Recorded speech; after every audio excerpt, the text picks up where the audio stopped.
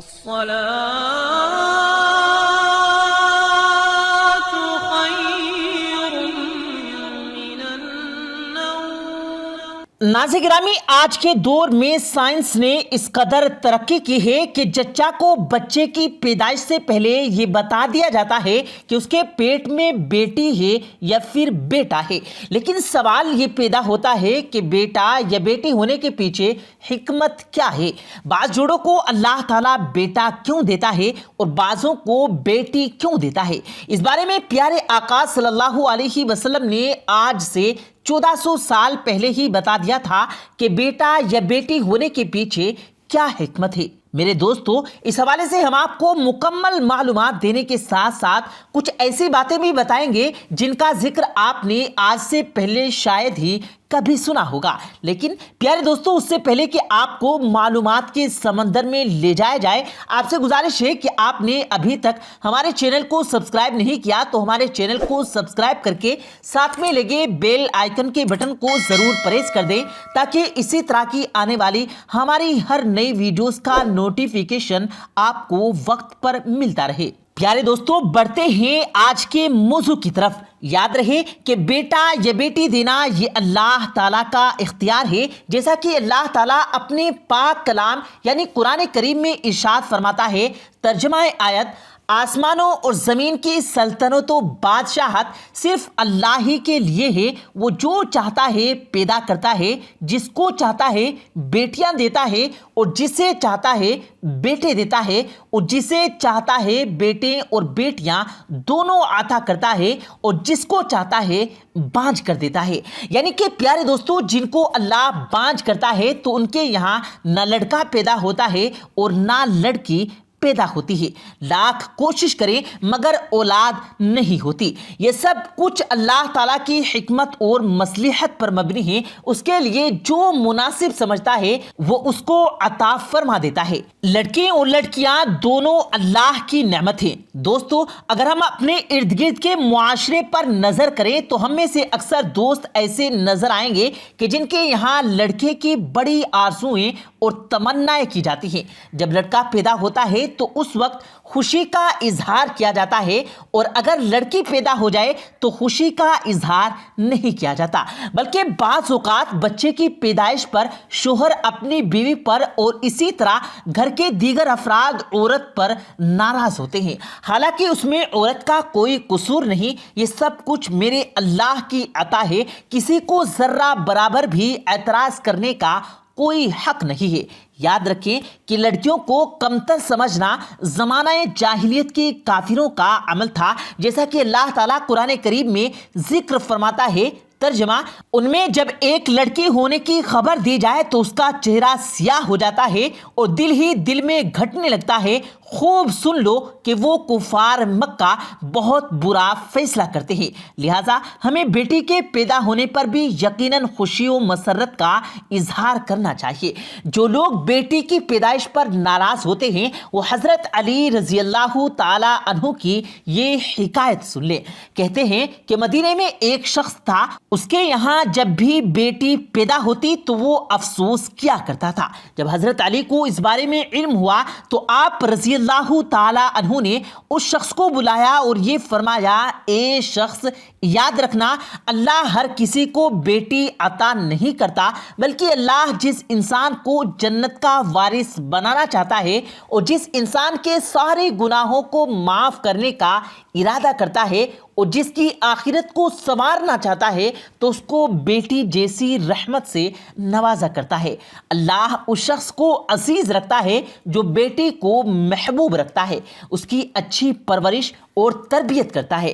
میں نے اللہ کے رسول صلی اللہ علیہ وسلم سے سنا کہ جس شخص کے یہاں ایک بیٹی پیدا ہو اور وہ اس کی تربیت کرے اور پھر اس کی شادی کر کے دے تو اللہ اس کے بدلے اس کو جنت عطا فرمائے گا۔ اس لیے بیٹیوں کی پیدائش پر بجائے افسوس کرنے کے خوشی کا اظہار کرنا چاہیے کہ اللہ نے اپنی رحمت کی صورت میں بیٹی کی نعمت سے نوازا ہے۔ میرے دوستو، بات ہو رہی تھی اس حکمت کے بارے میں جو کہ بیٹا یا بیٹی ہونے کے پیچھے پیارے آقا صلی اللہ علیہ وسلم نے بیان فرمائی۔ اس بارے میں ایک یہودی نے آپ صلی اللہ علیہ وسلم سے سوال کیا اور اس یہودی کے سوال کے جواب میں آپ صلی اللہ علیہ وسلم نے یہ حکمت بتلائی تھی۔ یہ حدیث پاک ملاحظہ فرمائیں۔ حضرت ثوبان رضی اللہ تعالی عنہ نے فرمایا کہ حضور صلی اللہ علیہ وسلم کہتے ہیں کہ میں رسول کریم صلی اللہ علیہ وسلم کے پاس کھڑا تھا کہ یہودی عالموں میں سے ایک عالم آیا اور بولا کہ السلام علیکم یا محمد۔ میں نے اس کو ایسے زور سے ایک دھکا دیا وہ گرتے گرتے بچا۔ وہ بولا کہ تو مجھے دھکا کیوں دیتا ہے؟ میں نے کہا کہ تو نبی صلی اللہ علیہ وسلم کا نام لیتا ہے اور رسول اللہ صلی اللہ علیہ وسلم کیوں نہیں کہتا؟ وہ بولا کہ ہم ان کو اس نام سے پکارتے ہیں جو ان کے گھر والوں نے رکھا ہے، اور رسول اللہ صلی اللہ علیہ وسلم نے فرمایا کہ میرا نام جو گھر والوں نے رکھا ہے وہ محمد صلی اللہ علیہ وسلم ہے۔ یہودی نے کہا کہ میں تمہارے پاس کچھ پوچھنے آیا ہوں۔ رسول کریم صلی اللہ علیہ وسلم نے فرمایا کہ بھلا اگر میں تجھے کچھ بتاؤں تو تجھے فائدہ ہوگا؟ اس نے کہا کہ میں اپنے دونوں کانوں سے سننا چاہتا ہوں۔ رسول کریم صلی اللہ علیہ وسلم نے اس سے چھڑی سے جو آپ صلی اللہ علیہ وسلم کے ہاتھ مبارک میں تھی زمین پر لکیر کھینچی جیسے کوئی سوچتے وقت کرتا ہے اور فرمایا کہ پوچھ۔ یہودی نے کہا کہ جس دن یہ زمین آسمان بدل کر دوسرے زمین و آسمان ہوں گے لوگ اس وقت کہاں ہوں گے؟ رسول کریم صلی اللہ علیہ وسلم نے فرمایا کہ لوگ اس وقت اندھیرے میں پل صراط کے پاس کھڑے ہوں گے۔ اس نے پوچھا کہ پھر سب سے پہلے کون لوگ اس پل کو پار کر رہے ہوں گے؟ آپ صلی اللہ علیہ وسلم نے فرمایا کہ مہاجرین میں جو محتاج ہیں۔ مہاجرین سے مراد وہ لوگ ہیں جو نبی کریم صلی اللہ علیہ وسلم کے ساتھ گھر بار چھوڑ کر نکل گئے اور فکر و فاقہ کی تکلیف پر صبر کیا اور دنیا پر لات ماری۔ یہودی نے کہا کہ پھر جب وہ لوگ جنت میں جائیں گے تو ان کا پہلا ناشتہ تحفہ کیا کیا ہوگا؟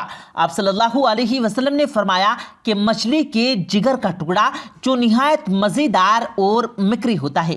اس نے کہا پھر صبح کا کھانا کیا ہوگا؟ آپ صلی اللہ علیہ وسلم نے فرمایا کہ ان کے لیے وہ بیل کاٹا جائے گا جو جنت میں چرا کرتا تھا۔ پھر اس نے پوچھا کہ یہ کھا کر وہ کیا پئیں گے؟ آپ صلی اللہ علیہ وسلم نے فرمایا کہ سلسبیل نامی چشمے کا پانی۔ اس یہودی نے کہا کہ آپ صلی اللہ علیہ وسلم نے سچ فرمایا اور میں آپ سے ایک ایسی بات پوچھنے آیا ہوں جس کو دنیا میں کوئی نہیں جانتا سوائے نبی صلی اللہ علیہ وسلم کے، یہ شاید ایک دو آدمی اور جانتے ہوں۔ آپ صلی اللہ علیہ وسلم نے فرمایا کہ اگر میں تجھے وہ بات بتا دوں تو تجھے فائدہ ہوگا؟ اس نے کہا کہ میں اپنے دونوں کانوں سے سننا چاہتا ہوں۔ پھر اس نے کہا کہ میں بچے کے بارے میں پوچھتا ہوں۔ آپ صلی اللہ علیہ وسلم نے فرمایا کہ مرد کا پانی سفید ہے اور عورت کا پانی زرد ہے۔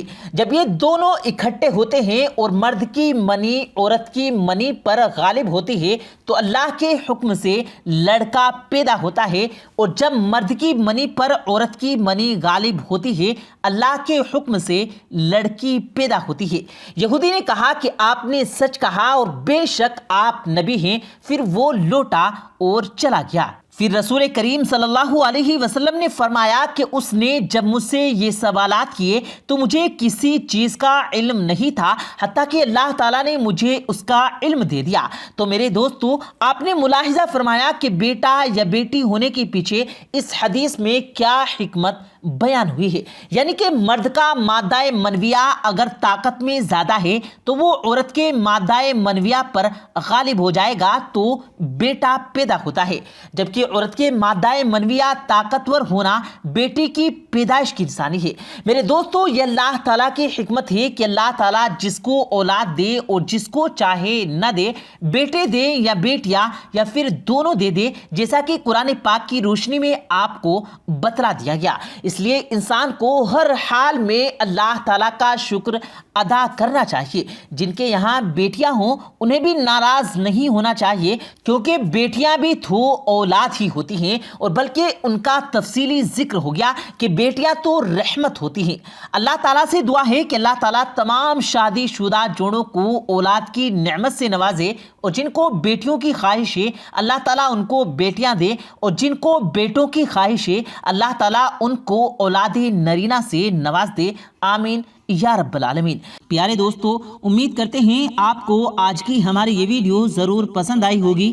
اگر آپ کو یہ ویڈیو پسند آیا ہو تو اس ویڈیو کو دل سے لائک کریں، اور زیادہ سے زیادہ لوگوں تک اس ویڈیو کو ثواب کی نیت سے شیئر کریں، اور اس ویڈیو کے بارے میں آپ کی کیا رائے ہے کمنٹ سیکشن میں اپنی رائے کا اظہار ضرور دیں، اور مزید اسی طرح کی روز کی ویڈیو پانے کے لیے ہمارے چینل کو ضرور سبسکرائب کریں۔ ملتے ہیں پھر ایک نئی ویڈیو کے ساتھ، تب تک کے لیے اللہ حافظ۔